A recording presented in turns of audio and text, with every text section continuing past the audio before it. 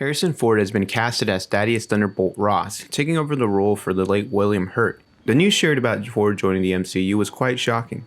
A bigger shock is what his character might be up to, a place we might see Harrison Ford's Thunderbolt Ross make his debut in Secret Invasion. That Disney Plus show will be another spy thriller and no doubt will involve the US government. Throughout the MCU's history, Ross has been the face of the government and the military for the United States, and it looks like Ross has expanded his influence into politics as well. Harrison Ford has a lot to deliver, obviously, with William Hurt's passing, but I think that he's got the chops and I think he's got the credentials to do a good job on the role. In an interview with the playlist, Ford spoke on his decision to join Marvel and specifically as Thunderbolt Ross. A big enticing reason for Ford to join was the prospect of joining the overall MCU. He even goes on and quotes, "Hey, look, I've done a lot of things. I now want to do some things I haven't done." But Harrison Ford obviously has never done a superhero movie up to this point, nothing for DC, nothing for Marvel. So I'm glad to hear that Han Solo himself will be joining Marvel's big cast of heroes and villains. Harrison Ford also sounds open to doing motion capture based on his reaction to a question from that same show. There they asked him specifically about using motion capture for possibly Red Hulk. Ford responds by motioning his hands to zip his lips closed. This basically indicates you're not going to get anything out of me. Basically doing what Tom Holland has avoided in doing all these years for his Spider-Man movies, just keeping quiet about the big spoilers. In the comic books, radiation siphoned from Hulk, Leader, and MODOK transformed Ross into the Red Hulk.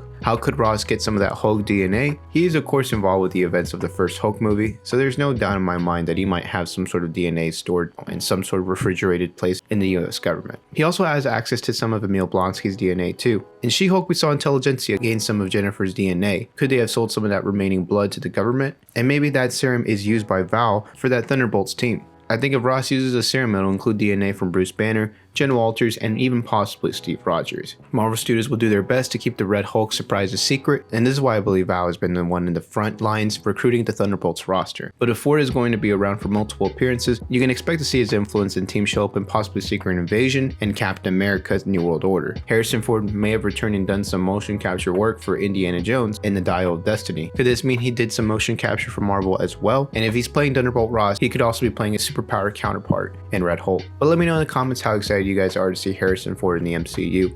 May 3rd, 2024 is currently the release date for Captain America New World Order, and the Thunderbolts releases on July 26th of that same year. So there's a ton of time for Marvel Studios to tease Red Hulk even further. We also might have some plot leaks. There will be another member of the team who plays a crucial role. Sentry will be making his MCU debut in the film as a member of the Thunderbolts roster. This rumor comes from Daniel RPK. According to him, Sentry will start hearing voices in his head and ultimately go down a dark path and get dangerous. The other members will have to rally and take Sentry down together. According to Daniel RPK, it'll be at all costs. So this means Sentry could play as the big villain of the film, not Val or Thunderbolt Ross. Sentry's powers are practically unlimited. He's basically got superhuman conditions, superhuman senses, can manipulate energy, can regenerate, practically immortal, and he can fly. He's nearly invulnerable as well, but I'm expecting a Homelander vibe from Sentry in this film, minus a lot more of the aggressive natures that we've seen from that character. Before I give my final thoughts, I'd like for you to give this video a thumbs up and hit that like button. Drop a sub and help me get that subscribers number going up. Another rumor from Daniel RPK centers around the location and the plot of the film. Apparently Tiamat, the dreaming celestial from the Eternals film, is returning to the Thunderbolts film as well. The roster of anti-heroes will be attempting to find some vibranium on the Hollow Celestial.